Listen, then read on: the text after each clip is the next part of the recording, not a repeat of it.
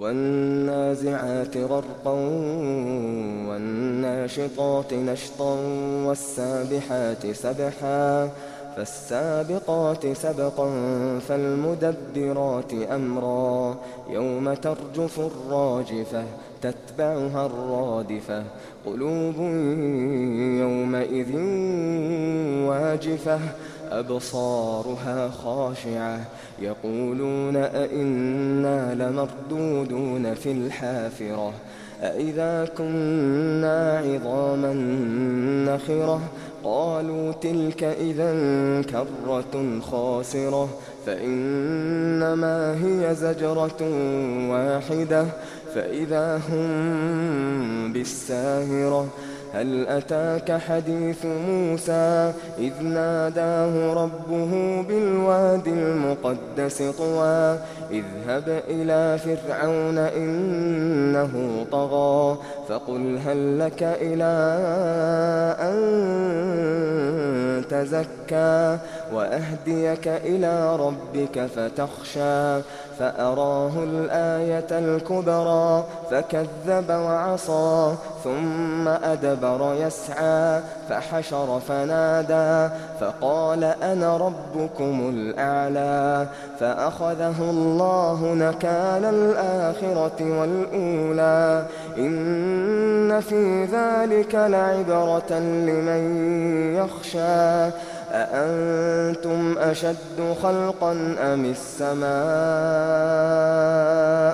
بناها رفع سمكها فسواها وأغطش ليلها وأخرج ضحاها والأرض بعد ذلك دحاها أخرج منها ماءها ومرعاها والجبال أرساها متاعا لكم ولأنعامكم فإذا جاءت الطامة الكبرى يوم يتذكر الإنسان ما سعى يوم يتذكر الإنسان ما سعى وبرزت الجحيم لمن يرى فأما من طغى وآثر الحياة الدنيا فإن الجحيم هي المأوى وأما من خاف مقام ربه ونهى النفس عن الهوى فإن الجنة هي المأوى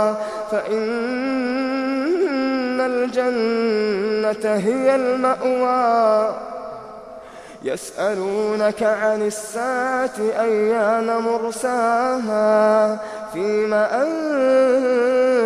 من ذكراها إلى ربك منتهاها إنما أنت منذر من يخشاها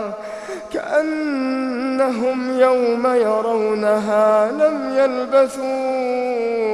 إلا عشية